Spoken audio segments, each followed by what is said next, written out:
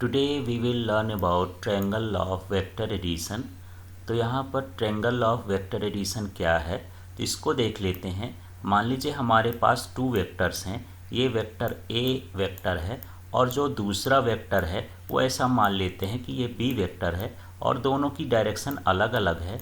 तब हम किसको ऐड कैसे करेंगे, तो हम क्या करते हैं, इसकी टेल को इसके हेड के साथ जोड़ देते हैं। ये इसका हेड कहलाता है, इसका टेल कहलाता है। तो अगली कंडीशन में जो इसका फिगर ड्रॉ होगा ये हो जाएगा ए वेक्टर, हम ये शो कर दिए।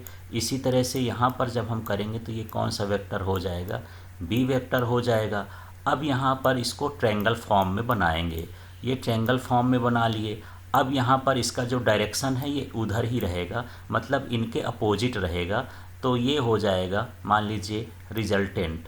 तो जो इसकी थर्ड साइड होती है ये इसके रिजल्टेंट को शो करती है, ये इसका ए वेक्टर और प्लस बी वेक्टर होता है। और इसी को हमको वर्डिंग करना है। तो यहाँ कह सकते हैं इफ़ टू वेक्टर्स, ये टू वेक्टर्स हो गए, इन मैग्नीट्यूड एंड डायरेक्शन। तो इस पीछे वाले हिस्से को मैग्नीट्यूड बोलते हैं और ये वाला direction. In magnitude and direction represented by the two adjacent sides of triangle. ये जो आपस में जुड़ी हुई हैं, सेम डायरेक्शन में है, तो इसको हम बोलते हैं एडजेसेंट साइड्स ऑफ ट्रायंगल।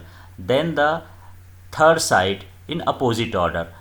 तो ये थर्ड साइड हो गई, अपोजिट ऑर्डर की हो गई। तो third side in opposite order represents the resultant of vectors in magnitude and direction. इन दोनों का रिजल्टेंट या सम को रिप्रेजेंट करती है। और इसी की वर्डिंग है if two vectors in magnitude and direction are represented by the two adjacent sides of the triangle in order, then the third side in opposite order represents their resultant in magnitude and direction. तो इस तरह से यहाँ पर हमको इसका statement बोलना है। इसके बाद हमको यहाँ देखना है कि इसका मैग्नीट्यूड क्या होगा, डायरेक्शन क्या होगा। तो एक ट्रायंगल ड्रॉ कर लेते हैं। यहाँ पर देख लीजिए, यहाँ से यहाँ तक ये कौन सा वेक्टर हो गया, ए वेक्टर हो गया। इसी तरह से यहाँ से यहाँ तक जो है ये कौन सा वेक्टर हो गया, बी वेक्टर हो गया।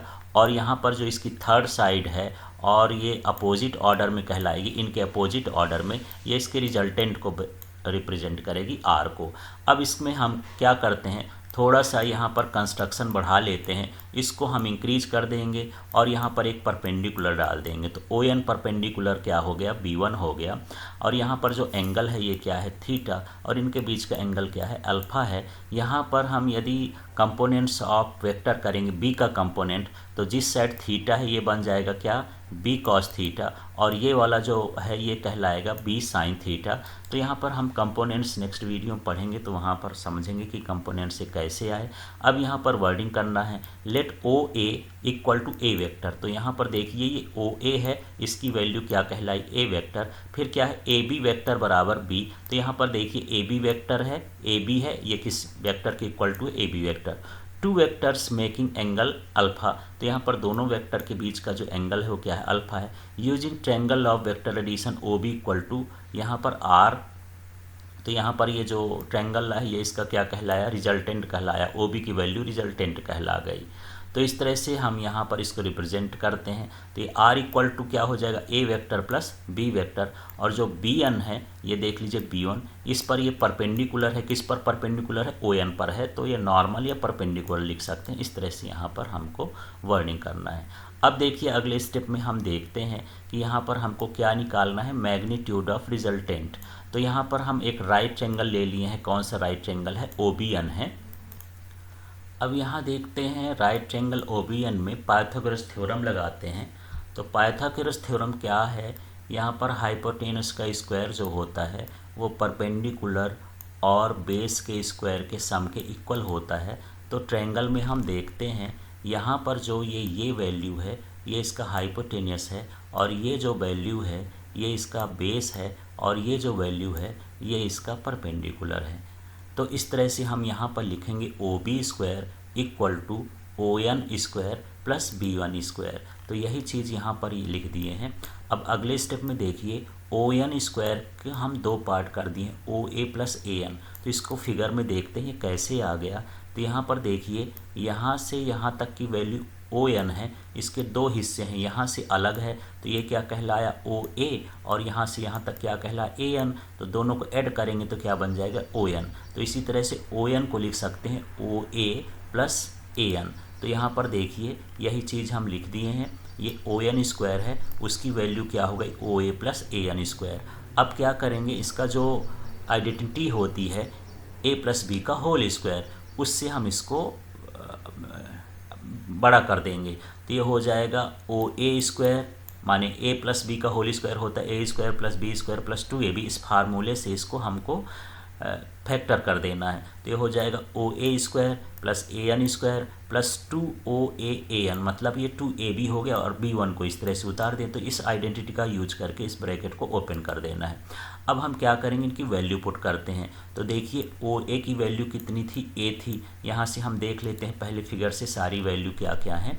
तो यहाँ पर देखिए ये है OA और इसकी वैल्यू क्या है a, फिर यहाँ AB इसकी वैल्यू क्या है b, फिर ये क्या है OB इसकी वैल्यू क्या है r, फिर यहाँ पर है AN की वैल्यू क्या है b cos थीटा, फिर ये क्या है BN और BN की वैल्यू क्या है b sin थीटा। ये सारी वैल्यू हमको यहाँ पर पुट कर देना है। तो देखिए यहाँ OA की जगह रखेंगे तो ये हो जाएगा a स्क्वायर, AN रखेंगे तो AN का मान वैल्यू था b cos थीटा, इसमें स्क्वायर लगा तो स्क्वायर लगा दिए, फिर ये 2 लिखा है, फिर OA का मान a हो गया, AN का मान b cos थीटा हो गया, BN का मान b sin theta whole square, इस तरह से हो जाएगा।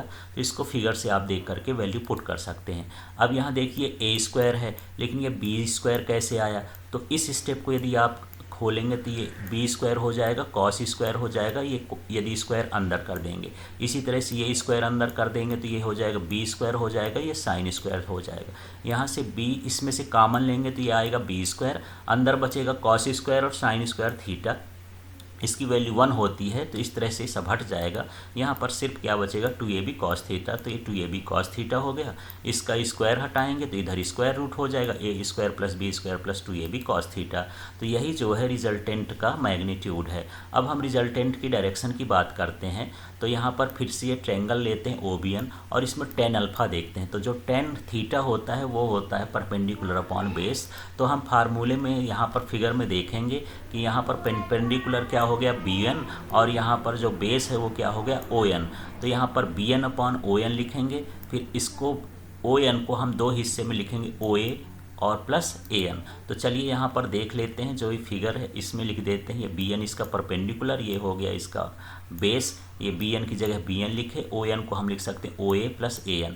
फिर वहाँ से फार्मूले में ही देख लेंगे फिगर में जो BN की वैल्यू है ये b sin थीटा है, यहाँ पर AN की वैल्यू जो है ये b cos थीटा है, और यहाँ OA की वैल्यू क्या है a है, AB की वैल्यू b है। तो इन्हीं वैल्यू को यहाँ पर जो है उसमें पुट कर देंगे। तो B1 की वैल्यू क्या थी b sin थीटा, तो b sin थीटा लिख दिए। OA की वैल्यू क्या थी a, तो a लिख दिए। AN की वैल्यू b cos थीटा थी। तो ये जो है इसके डायरेक्शन को शो करता है ये वाला फार्मूला। अब यहाँ स्पेशल केसेस मान लेते हैं, when vectors acting along same direction. तो जब सेम डायरेक्शन में होंगे तो क्या होगा, तो यहाँ पर सेम डायरेक्शन में थीटा की वैल्यू क्या रहेगी 0। तो यहाँ पर जो r का फार्मूला आया था ये, तो यहाँ पर यदि हम cos 0 रख दें तो cos 0 की वैल्यू 1 होती है, तो ये सब हट जाएगा। अंदर क्या बचेगा a square plus b square plus 2ab। तो ये फार्मूला बन जाएगा, रूट के अंदर ये हो जाएगा a प्लस बी का होल स्क्वायर। तो a प्लस बी का होल स्क्वायर होगा, तो यदि हम इसका रूट से बाहर निकालेंगे तो सिर्फ क्या बचेगा a प्लस बी। तो रिजल्टेंट हो जाता है a प्लस बी। तो सेम डायरेक्शन में हो तो इनका एडिशन a प्लस बी होता है, और डायरेक्शन की वैल्यू सेम है इसलिए यहाँ पर अल्फ़ा का वैल्यू क्या हो जाएगा 0 हो जाएगा, माने सेम डायरेक्शन में है। इसी तरह से यहाँ पर जब हम ये मान लेते हैं कि इनकी वैल्यू 90 डिग्री है, तो यहाँ cos 90 रखेंगे तो cos 90 की वैल्यू 0 होती है, तो ये सब 0 हो जाएगा। तो a square plus b square बचेगा, तो इस तरह से a square plus b square हो जाएगा। इसी तरह से यहाँ भी यदि हम वैल्यू पुट कर दें तो cos यहाँ sin 90 की वैल्यू 1 होती है, तो यहाँ b बचेगा, इसकी 0 होती है तो 0, तो ये हो जाएगा b अपॉन a। अगले स्टेप में हम देखते हैं when vectors acting opposite direction. तो अपोजिट डायरेक्शन होगा तो थीटा इक्वल टू 180 डिग्री होगा। तो r की वैल्यू क्या हो जाएगी देख लेते हैं। यहाँ पर यदि हम 180 रखेंगे तो 180 की वैल्यू होती है cos 1 -1, तो ये माइनस हो जाएगा, माने ये हमारे पास क्या बचेगा a square plus B square minus 2ab। और इसको हम यदि आइडेंटिटी से सेट करेंगे तो ये हो जाएगा a माइनस बी का होल स्क्वायर, फिर रूट के बाहर करेंगे तो ये क्या आ जाएगा a माइनस बी। तो जब अपोजिट डायरेक्शन में करेंगे तो ये इस तरह से आ जाएगा a माइनस बी, और यहाँ भी जो है जो अल्फ़ा की वैल्यू रहेगी वो सेम डायरेक्शन में रहेगी, तो यहाँ पर 0 हो जाएगा। Thank you.